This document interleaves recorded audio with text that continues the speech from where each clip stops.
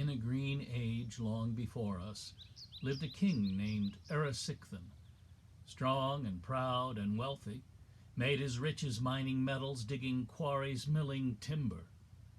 Erysichthon loved his comfort, loved his pleasures and his feastings, and also was a builder, always adding to his palace, never happy with his holdings, always seeking some improvements.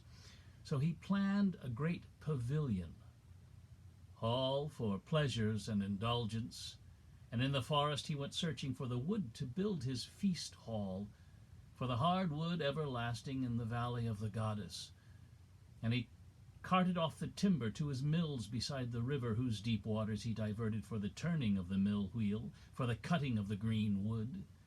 But never was he happy, for he wanted better lumber for the uprights and the framings, for the arching beams and trusses, for the lattice and the inlays. So he kept his cutting forays, though the earth beneath him trembled and the beast about him bellowed, still he kept his cutting clearings.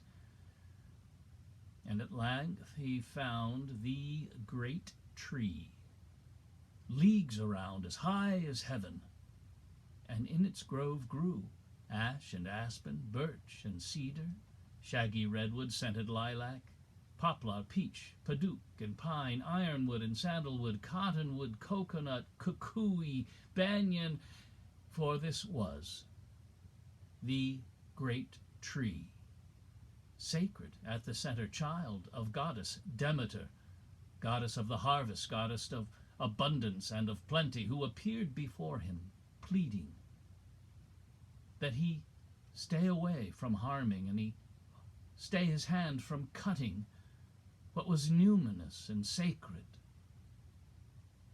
And some men did, some worshipped, and some ran, but Erysichthon, full of lust for his great plan, pushed past her, and then, with thunder in the valley, in defiance of the goddess, he attacked the sacred oak tree, spilling blood from its deep gashes, red life's blood gushing in the forest.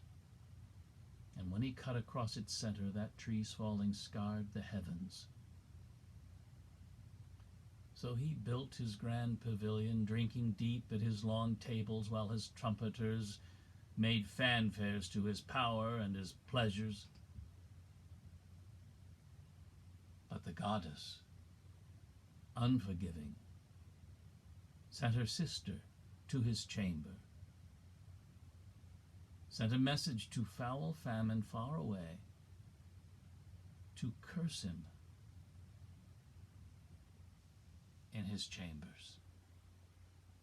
And in the night, as he lay sleeping, famine came upon him, wrapped her thighs about his belly, licked the salt out of his forehead, drawing sustenance from within him and replacing it with hunger.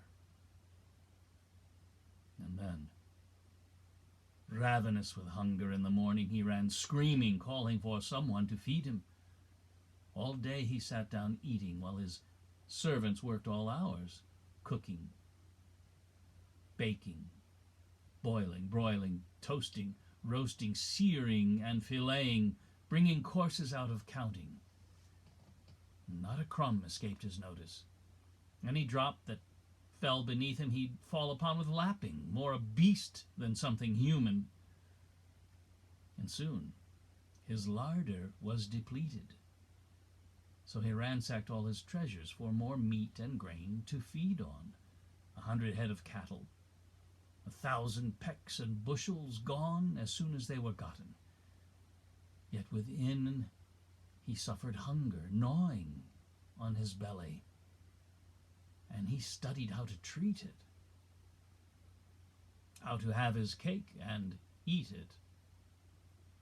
And he looked upon his daughter, the one innocent and caring, loving and devoted person that was left him. He decided to exploit her. He sold her into slavery to bring the funds to feed his hunger.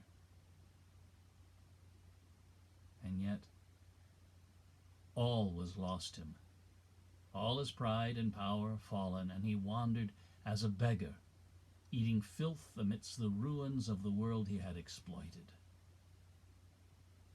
While within, his bestial hunger, like a mad wolf in the winter, gnawed him on the inside, howling in his belly.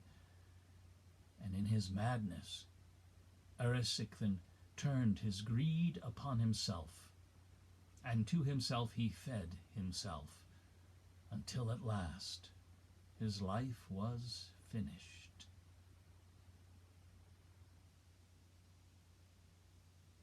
And yet, his disembodied hunger whips about this pendant world. And if you walk the lifeless wasteland that was once the goddess valley, you may hear him whisper warning that if we stand before the great tree sacred at the center, deep in the earth and rooted, whose branches hold the heavens, yet we take it and exploit it for our greed, we too will suffer soulless hunger that no temporal thing can feed.